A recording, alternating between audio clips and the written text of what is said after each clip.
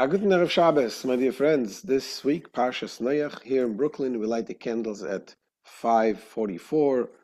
Ladies, make sure to light the candles. Men, put on tefillin. Let us continue to pray and study Torah and pray for our brothers and sisters in Israel and around the world.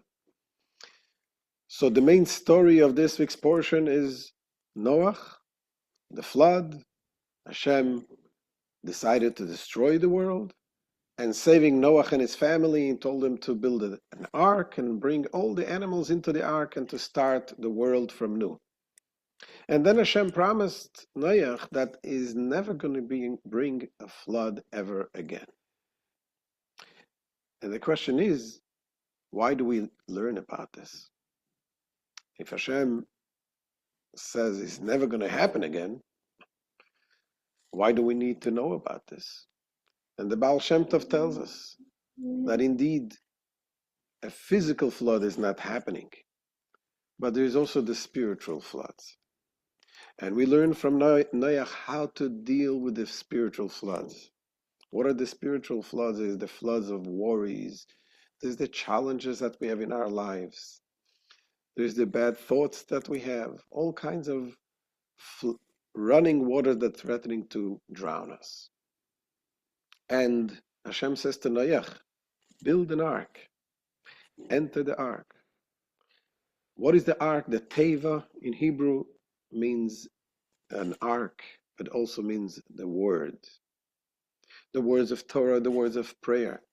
And then Hashem says to him, Tsoya tasela teva, make a window of light or a gem that brings light.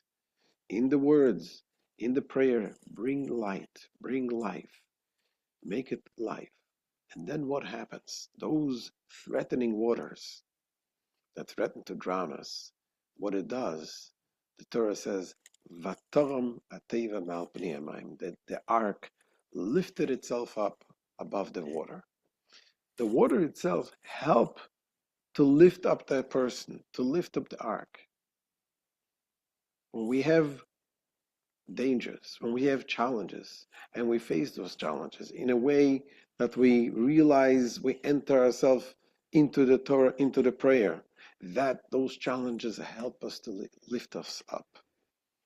Just like the hostages that just came out of Gaza, one after another, told us the stories how in the darkest places they were lifted up with the faith, with the emunah, with the prayer. Those who didn't know, they taught the other people how to say Shalom Aleichem. And Friday night they were singing. They said that we stormed the tunnels in Gaza with the Shalom Aleichem singing on Friday night. And all kind of things. Another hostage that never fasted. He was starved in Gaza. But for the first time, this Yom Kippur, he decided to fast. And right after this, he came out.